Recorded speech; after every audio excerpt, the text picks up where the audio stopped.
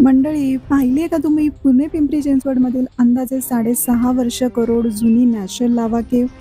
चला बघूयात. नमस्कार मंडळी, मी विजयश्री आणि तुम्ही जोडले गेलेले आहात जिप्सी सोल विजयश्री या चॅनलला. पुण्यातील पिंपरी चिंचवड शेलारवाडी गावातील घोराडेश्वर लेणी किंवा शेलारवाडी लेणी ही सर्वांनाच माहीत असेल, पण तिथेच 2016च्या आसपास सापडलेली ही लावा लेणी पण आहे आणि ही बहुतांश लोकांना माहीत नाहीये. तर आपण तीच अपरिचित गुहा पाहायला चाललेलो आहोत. घोराडेश्वर केव्ज इथे जायला आपल्याला पायरी वाट पण आहे, पण आपण ट्रेक करत जाणार आहोत कारण आज आपण फक्त खास या नॅचरल लावा केव्जला एक्सप्लोर करण्यासाठी चाललेलो आहोत. तर चला जाता जाता थोडे जाणून घेऊ की नॅचरल लावा केव्ज कशा निर्माण होतात. आपल्या पृथ्वीच्या अंतर्गत भागात प्रचंड असे तापमान असते आणि ते एवढे हाय टेम्परेचर असते की आसपासच्या भागातील सर्व पदार्थ खडक हे वितळून जातात. त्याचे लिक्विडमध्ये रूपांतर होते. तर जेव्हा हे लिक्विडला कमी खडकाळ किंवा सुपक असा भाग भेटतो, तिथून हे लिक्विड बाहेर पडते. त्याचा उद्रेक होतो. या प्रोसेसला ज्वालामुखी उद्रेक असं म्हणतात आणि त्यातून अनेक पदार्थ बाहेर पडतात. त्यातला जो लावा रस असतो किंवा त्याला लावा असे पण म्हटले जाते, तर हा लावा हजारो अंश उष्ण असतो आणि तो नदीसारखा वाहू शकतो. हे लावा द्रव्य पुढे वाहत जाते. या लावा नदीचा वरचा भाग वरील हवेतील जास्त थंड तापमानाच्या संपर्कात आल्याने थंड होतो. थंड झाल्यावर हा लावा काळ्या खडक स्वरूपात घट्ट होतो आणि खाली वितळलेली नदी वाहत राहते. या लावा रसामुळे जो खडक निर्माण झालेला आहे त्याला बसाल्ट खडक असे म्हणतात. पुढे हा लावा रस वाहत गेल्यावर मागे राहते ते बाहेरून असे खडकाळ छप्पर आणि त्याच्या खाली आतमध्ये अशी एक पोकळी किंवा ट्यूब निर्माण होते. त्यालाच अग्निजन्य गुहा किंवा नॅचरल केव्ज असे म्हटले जाते. तर असे तयार होतात लावा केव्ज. आपल्या महाराष्ट्र सह्याद्रीची निर्मिती ही अशीच तयार झालेली असावी असे मानले जाते. तर मंडळी, अशा प्रकारे आपण माहिती घेत घेत घोराडेश्वर डोंगराच्या माथ्यावर आलो. बाजूलाच या पठारावर आहे माथ्यावरचे तळे.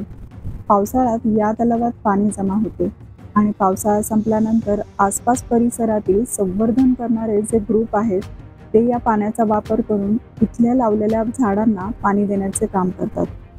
तलावाच्या उजव्या बाजूला आहे घोराडेश्वर लेणी आणि डाव्या बाजूला आहे ही नॅचरल लावा केव्ज किंवा अग्निजन्य गुफा. थोडी आपण लोकेशनपर्यंत कसं पोहोचायचं याची माहिती करून घेऊयात, कारण लोकेशन लवकर सापडत नाही. तर तलावापासून पुढे आल्यावर काही अंतरावर आपल्याला भगवा झेंडा पाहायला भेटतो. त्याला फॉलो करत आपण चाललेलो आहोत. पठारावर काही ठिकाणी आपल्याला असा भगवा झेंडा फडकताना दिसेल. हा पहिला भगवा झेंडा पार केल्यानंतर काही अंतरावर आपल्याला उजव्या हाताला खालच्या बाजूला अजून एक भगवा झेंडा लावलेला दिसेल. आपण त्या बाजूने चाललेलो आहोत. त्याच्याच थोडं डाव्या बाजूला खाली जायला एक वाट आहे. या वाटेने गाहुंजे गावातून ट्रेक करत घोराडेश्वर माथ्यावर येता येतं. त्या वाटेने आपण खाली उतरून पहिल्याच टप्प्यावर आल्यावर ट्रेकच्या वाटेने खाली न उतरता वाटेच्या डाव्या हाताला चालत आल्यावर आपण केव्जच्या वाटेला लागतो. तर मंडळी, फायनली आपण आलेलो आहोत नॅचरल लावा केव्ज जवळ आणि ही आहे नॅचरल लावा केव्ज.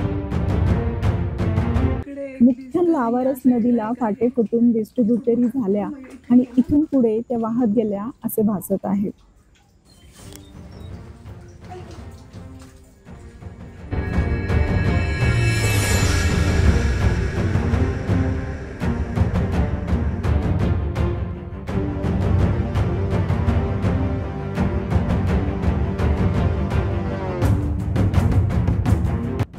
इथे 3 लावा ट्यूब आपल्याला दिसत आहेत. त्यातली जी ही उजव्या हाताची आहे ती खूप खोलवर आतमध्ये आहे.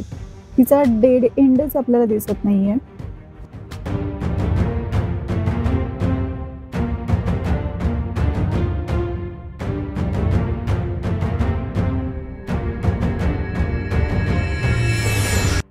तर अशी आहे ही अग्निजन्य गुहा किंवा नॅचरल लावा केव्ज किंवा नॅचरल लावा टनल किंवा लावा ट्यूब.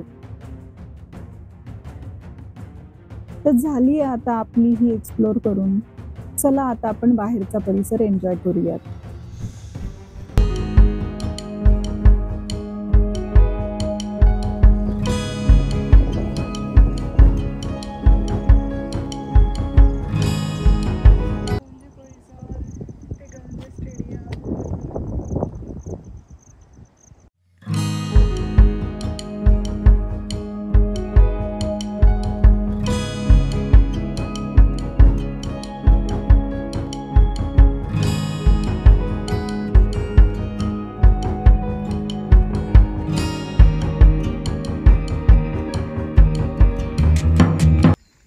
तर चला मंडळी, भेटूया नेक्स्ट व्हिडिओमध्ये नेक्स्ट लोकेशनसोबत. तोपर्यंत मस्त राहा, स्वस्त राहा आणि सर्वात महत्त्वाचं जेवढं शक्य होईल तेवढं फिरत राहा.